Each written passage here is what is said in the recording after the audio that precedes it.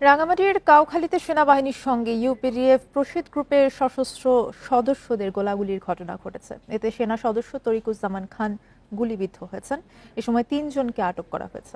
মঙ্গলবার ভোরে রাঙামাটি সদর জোনের ৭ ইবি এর ক্যাপ্টেন আসিফ হাসান শোভনের নেতৃত্বে খাগড়া ইউনিয়নের পুরমন বেল্টের জিপতলি মনপাড়া এলাকায় অভিযান চালানো হয়।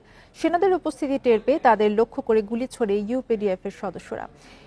এ সময় উভয় পক্ষের মধ্যে প্রায় ৩,৫০০ রাউন্ড গোলাগুলি হয়। এতে সেনা সদস্য তরিকুজ্জামান খান গুলিবিদ্ধ হন। পরে তাকে উন্নত চিকিৎসার জন্য চট্টগ্রামে নেওয়া হয়।